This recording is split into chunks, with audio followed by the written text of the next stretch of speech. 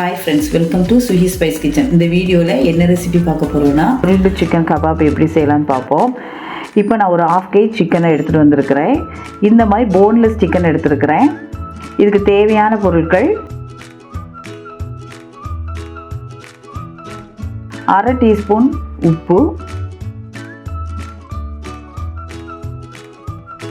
1 teaspoon இஞ்சி பூண்டு paste,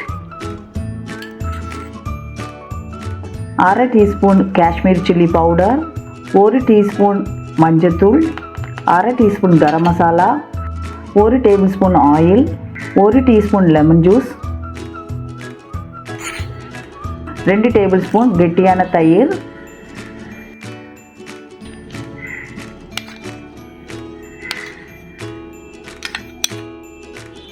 கொஞ்சம் கஸ்தூரி மேத்தி.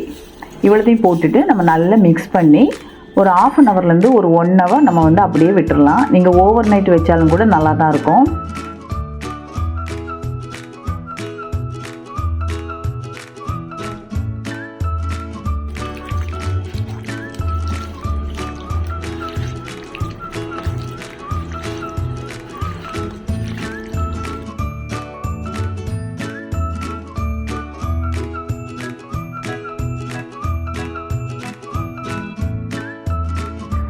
இப்போ நான் ஒரு 1/2 ஹவர் கழித்து எடுத்துகிட்டு வந்திருக்கிறேன்.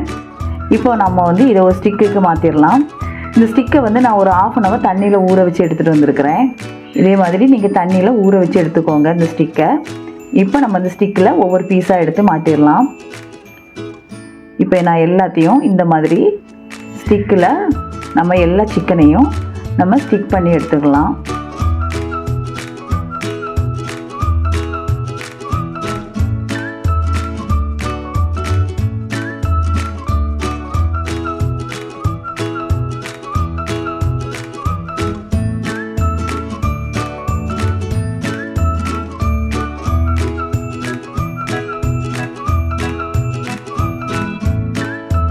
இப்போ இந்த மாதிரி எல்லாத்தையும் நான் எடுத்துகிட்டு வந்துட்டேன்.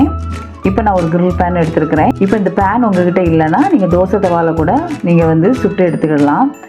இப்போ கொஞ்சம் ஆயில் விட்டுட்டு ஆயில் ஹீட் ஆனதுக்கப்புறம் இந்த சிக்கனை அதில் வச்சிடலாம்.